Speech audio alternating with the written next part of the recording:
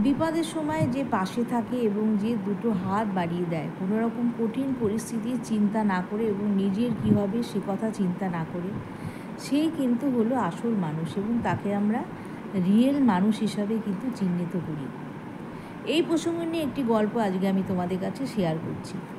সুকমল ছিল একটি ছেলে যে অনেক পড়াশোনা করার পরেও, ভালো রেজাল্ট করার পরেও কোনো রকম চাকরি বাকরি সে কিন্তু পায়নি, যাকে বলে এটা কপালের ফের। তো আর ধীরে ধীরে তার তো বয়স হয়ে যাচ্ছে, এখন তো তাকে জীবনে দাঁড়াতে হবে, পয়সা ইনকাম করতে হবে, বাড়িতে বুড়ো বাবা মা আছে, কিন্তু সে কোনো রকম চাকরি বাকরি না পাওয়ার জন্য সে কি করবে, আস্তে আস্তে টিউশন করা শুরু করলো। তার ভেহিকল বলতে ছিল একটি সাইকেল, সেই সাইকেলে করেই সে অনেক দূরে দূরে সে টিউশন করতে যেত। এরকম একদিন সে টিউশন করে ফিরছে, প্রচুর বৃষ্টি সেদিন, আকাশে মেঘ ডাকছে। বৃষ্টির মধ্যে সে টিউশন করে ফিরতে ফিরতে দেখে একজন বুড়ো ভদ্রলোক রাস্তায় দাঁড়িয়ে সমানে হাত দেখাচ্ছে যদি একটি গাড়ি পায়। কিন্তু এই বৃষ্টির মধ্যে গাড়ি আসবে কোথার থেকে? না রিক্সা, না কোনো টোটো, না কোনো কার। সুকমল অনেকক্ষণ দাঁড়িয়ে সাইকেল থেকে নেমে ছাতা মাথায় দিয়ে সে অনেকক্ষণ দাঁড়িয়ে দাঁড়িয়ে সেই ভদ্রলোকের কাণ্ড কারখানা দেখছে যে ভদ্রলোক কী করে। তারপরে যখন সুকমল বুঝতে পারলো যে উনি কোনো কিছু রিক্সা বা টোটো ধরার জন্য হাত দেখাচ্ছে কিন্তু কেউ দাঁড়াচ্ছে না এই বৃষ্টির মধ্যে, তখন সুকমল কী করলো, সে নিজেই সেখানে গেল এবং গিয়ে তাকে জিজ্ঞেস করলো, আপনি কি কোথাও যেতে চাইছেন? তাকে দেখে সেই বুড়ো ভদ্রলোক যেন প্রাণ পেল। সেই ভদ্রলোক বলল যে হ্যাঁ বাবা, আমি বেরিয়েছি কারণ আমার মেয়েটা খুব অসুস্থ, তার এখনই কোনো ডাক্তারের কাছে নিয়ে যেতে হবে, যার জন্যে আমি একটা কিছু ধরতে চাচ্ছি যাতে করে তাকে নিয়ে যাওয়া যায় হাসপাতালে। কিন্তু আমি এমন কিছু পাচ্ছি না, এই বৃষ্টির মধ্যে আমি কি করব। আর আমি তাড়াহুড়ো করে বেরিয়েছি, আমি তো জানি না বৃষ্টি আসবে, হঠাৎ করে বৃষ্টি নামলে, আমি ছাতাও আনিনি, দেখো আমি সমানে ভিজে যাচ্ছি। এই কথা শুনে সেই সুকমল বলল, ঠিক আছে মেসোমশাই, আপনি একটু ওয়েট করুন, দাঁড়ান, আপনার বাড়ি কোথায়? তখন বললো, এই তো সামনেই আমার বাড়ি। তখন সুকমল কী করলো, সেই বুড়ো ভদ্রলোককে সাইকেলে বসিয়ে তাদের বাড়িতে গেল। গিয়ে দেখে মেয়েটা কিন্তু মুমূর্ষু অবস্থা, তার প্রচণ্ড পেটে ব্যথা, বমি হচ্ছে এবং কিছুক্ষণ পরপরই সে কিন্তু অজ্ঞান হয়ে যাচ্ছে। এই দেখে সেই সুকমল কী বললো, মেসোমশাই আপনি বসুন, বাড়িতে থাকুন মেয়ের কাছে, আমি যাচ্ছি ডাক্তার ডেকে নিয়ে আসছি। তখন সুকমল কী করলো, এই বৃষ্টির মধ্যে সেই সাইকেল চালিয়ে চালিয়ে, ডাক্তারের চেম্বারও কিন্তু বেশ অনেক দূর, সেখানে গিয়ে সেই ডাক্তারকে সাইকেলে বসিয়ে, ডাক্তার তো কিছুতেই আসবে না, কিন্তু ডাক্তারকে তো আসতেই হবে, সুকমল তো আনবেই ডাক্তারকে।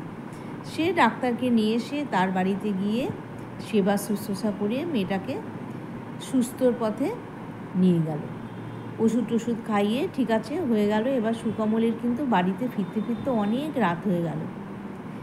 রাত দেখে তার বাবা মা কিন্তু ভীষণ চিন্তা করছে যে কী হলো আমার ছেলেটা, এখনও কেন আসে না।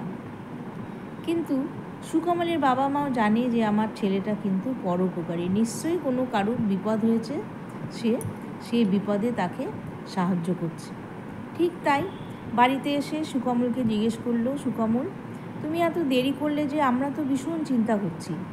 তখন সুকমল বলল যে আজকে জানো, রাস্তায় আসতে গিয়ে টিউশন করে যখন ফিরি আমি, তখন এরকম একটা ঘটনা ঘটলো, আমি কি করে না করি বলো তো। তখন তার বাবা মা বললো, না না তুমি ঠিকই করেছো, এরকমই করা দরকার। তখন তার কথা শুনে, সেই সুকমলের কথা শুনে তার বাবা মা ভীষণ খুশি হলো এবং বুঝিয়ে দিল যে বিপদের মুখে কাউকে কিন্তু না করতে হয় না, তোমার যতটা সম্ভব তুমি ততটা সামর্থ্য দিয়ে কিন্তু মানুষকে সাহায্য করবে। তার বাবা মা কিন্তু ছোটোর থেকে তাকে এটাই শিখিয়েছে এবং সুকমলও কিন্তু সেভাবেই বড় হয়েছে। কিন্তু সুকমলের একটা খুব কষ্ট ছিল মনে, কারণ তার যখন একটা ছোট বোন ছিল, সেই বোনটাও কিন্তু এইভাবে ডাক্তারি চিকিৎসার অভাবে কিন্তু মারা যায়। কিন্তু তার পাশে কিন্তু এবং তার বাবা মার পাশে তখন কেউ ছিল না, কেউ দাঁড়ায়নি, আত্মীয় স্বজন কেউ না, এমনকি পাড়াপড়শিও না, কারণ তখন ছিল করোনার সময়। ওই সময় কে আসবে? কেউ তো আসার নেই।